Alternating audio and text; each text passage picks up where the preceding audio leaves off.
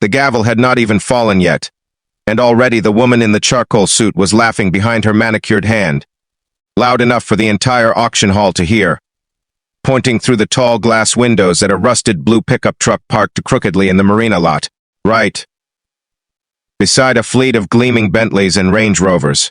She turned to her assistant and said the man who owned that truck had no business being inside a room where a $90 million yacht was about to change hands. What she did not know, what none of them knew, was that the same man in grease-stained jeans standing quietly near the back of the room was about to become the most important person in that entire building.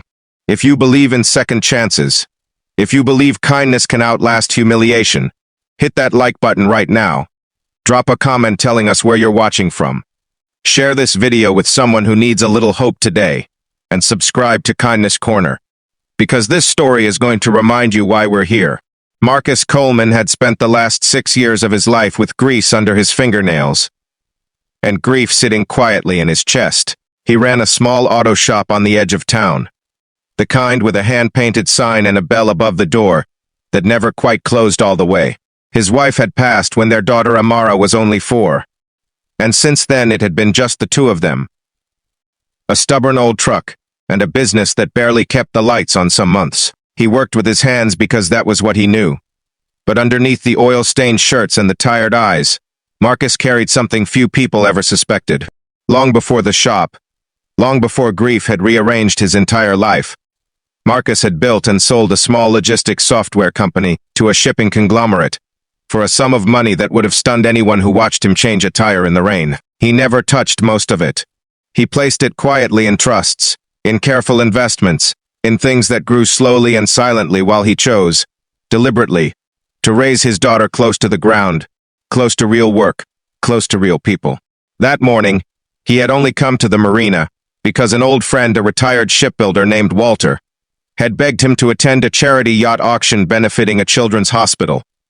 The same hospital that had once cared for Amara during a frightening asthma attack years ago. Marcus wasn't planning to bid on anything. He simply wanted to write a modest check and slip out before anyone noticed him. But fate, as it often does, had other plans.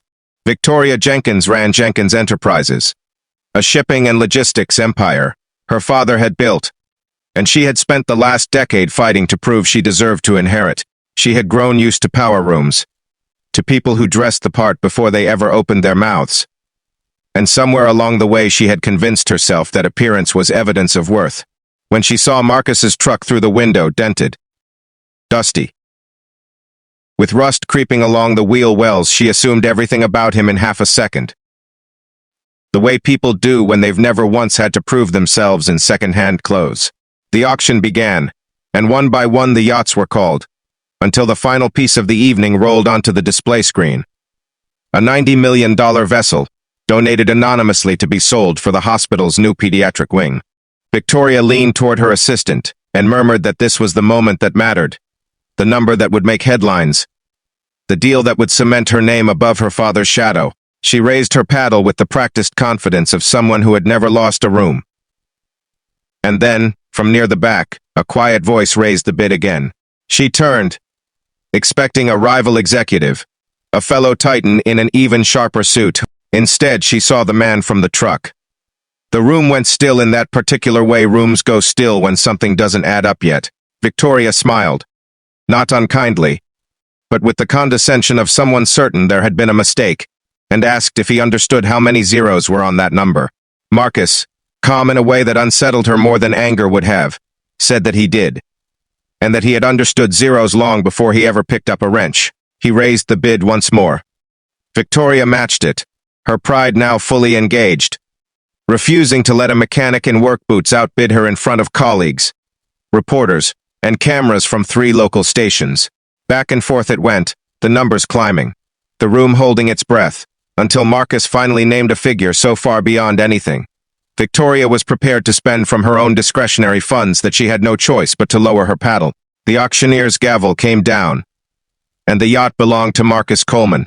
The hospital wing that would care for children like Amara had just received its single largest donation in the organization's history.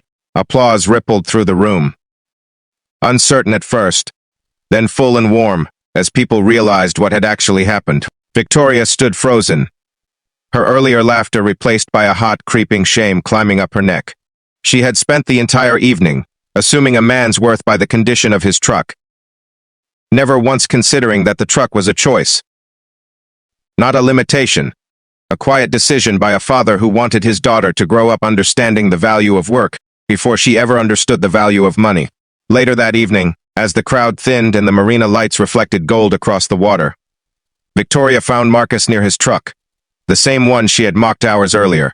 She apologized, not with polished corporate language, but plainly, admitting that she had judged him the moment she saw him, and that the judgment said far more about her own fears than it ever did about him. Marcus, without a hint of triumph in his voice, told her that people had underestimated him his whole life, and that he had stopped needing them to understand him a long time ago. What mattered now was the hospital wing, the children who would walk through its doors, and the daughter waiting at home who thought her father had simply gone to write a check for a good cause. If this story moved something in you, if it reminded you that dignity was never something you could read off a person's clothes or their vehicle, please take a moment to like this video and share it with someone who needs to hear it today. And before we go, we would love for you to comment one word below that describes how this story made you feel, because those words remind us why we tell these stories in the first place. Marcus drove home that night in his old blue truck, the same rust, the same dented door, windows down, letting the cool Marina air move through the cab.